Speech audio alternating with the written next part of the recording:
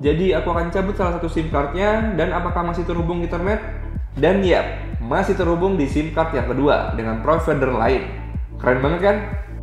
Kelebihan ketiga produk ini sama-sama support failover, aman untuk backup internet, bisa untuk semua operator, 4G LTE Wi-Fi 4 dengan speed up to 300 Mbps. Semua udah dual antena LTE, Wi-Fi 5 dBi, sinyal lebih kuat. Support up to 32 klien, artinya bisa connect sampai 32 device. Punya garansi sampai 1 tahun.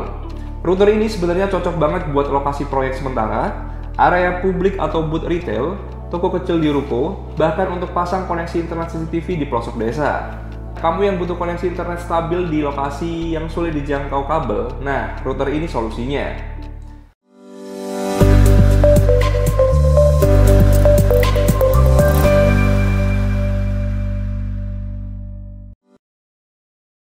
Halo Sobat HP, kembali lagi ke channel anugerahpratama.com. Kali ini aku dikirimin dari D-Link. Kita dapat 3 router dengan jaringan 4G LTE.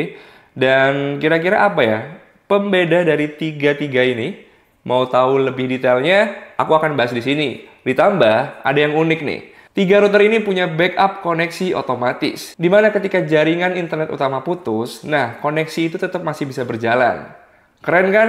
Mau tahu detailnya? Tonton video ini sampai habis. Nah, sebelum kita ke spesifikasi detailnya, kita unboxing dulu nih. Kita yang mulai dari yang kecil dulu ya. Ini yang di series M910. Nah, kalau secara desain, ini ya seperti router pada umumnya. Dan ini ya ringan lah. Cuman emang menurutku desainnya solid dan ya dengan bahan yang matte itu menurutku enak lah, nggak terlalu glossy, jadi kayak keren-keren aja gitu. Nah, kalau aku lihat di sini ada lampu indikator di bagian atas, punya 2 port LAN dan ada 1 port WAN-nya. Jadi menurutku sih ini ya standar pada umumnya ya. Nah, kurang lebih seperti itu untuk yang M9110. Kita lanjut ke yang M920 nih. Oke, kita buka. Nah, kalau yang ini lumayan lebih futuristik lah. Karena di bagian depannya, kalau kalian bisa lihat nih, bentar ya. Ini lumayan agak susah sih. Oh, gini. Di bagian depannya, itu kayak semacam ada garis airflow gitu loh. Airflow. Dan ini menurutku futuristik. Jadi nggak jarang lah ada router yang modelannya gini. Nah, ini yang M920 series. Nah, yang aku lihat di sini, router ini punya 4 antena, punya 4 port LAN dan salah satunya port WAN. Dan yang ini ada tombol powernya. Dan secara bahan juga ini desain color matte gitu loh. Jadi ya elegan, futuristik. Dan aku suka bagian airflow-nya ini, kayak keren aja gitu kalau dipasang di rumah. Oke, kurang lebih seperti itu untuk M920 ya. Kita taruh lagi. Sekarang kita bahas ke yang terakhir. M930. Nah, sekarang kita yang terakhir M930. Nah, ini lumayan unik ya. Kalau dari segi desain kurang lebih sama seperti M920. Nah, cuman kalau kita lihat bagian portnya, nih aku bakal tunjukin ke kalian nih. Kalau aku tunjukin ke kalian bagian portnya, ini yang menjadi pembeda, dia memiliki dual SIM. Dengan 4 antena dan juga port WAN dan LAN lengkap. Nah, yang aku lihat dari M930DS ini, desainnya kurang lebih sama kayak M920, tapi yang bikin beda, dia punya port dual SIM, ditambah port LAN dan WAN-nya juga udah lengkap. Nah, tujuannya kenapa sih kalau dual SIM di sini? Jadi kalau misal SIM 1 nggak bisa, dia akan beralih ke SIM 2. SIM 2 nggak bisa, masih ada backup dari LAN-nya. Jadi kurang lebih banyak backupnya nih kalau untuk yang M930DS. Kalau dari segi bahan, sama-sama matte. Ya kalau kalian bisa lihat ya, ada airflow di depan juga, modelnya sama kayak M920. Jadi menurutku ini tetap futuristik, oke, ditambah punya dual port. Nah, setelah kita bahas dari segi desain, kita udah unboxing tiga-tiganya. Sekarang kita masuk ke yang mungkin kalian tunggu ya, untuk setting konfigurasi dari setiap router ini. Setelah router dinyalakan dan SIM card terpasang, hal pertama yang wajib kalian lakukan adalah menghubungkan perangkat ke jaringan Wi-Fi bawaan dari router. Nama SSD dan password default biasanya sudah dicetak di bagian bawah atau belakang perangkat. Kita tinggal sambungin laptop atau handphone ke jaringan tersebut.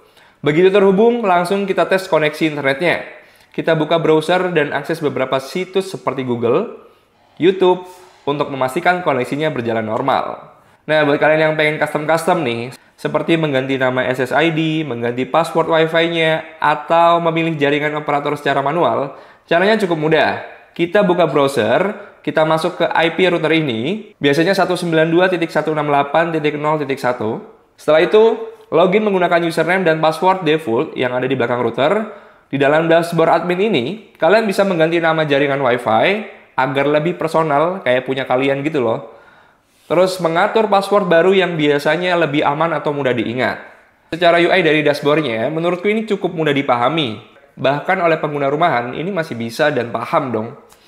D-Link sebenarnya ngerancang ini agar proses konfigurasi cepat dan tidak membingungkan customer mereka. Kalau mau cek pulsa, cek kuota, kalian bisa masuk ke sini aja. Simpel kan?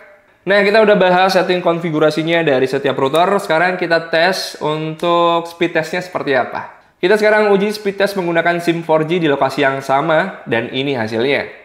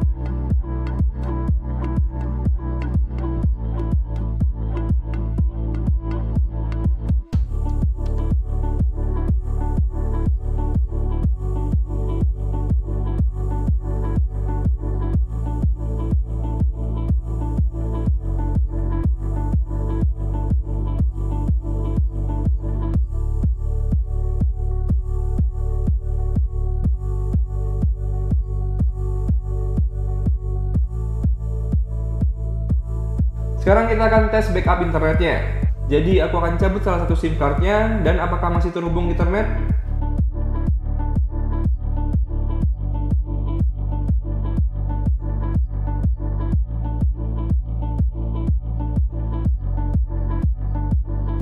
Dan yap, masih terhubung di SIM card yang kedua dengan provider lain.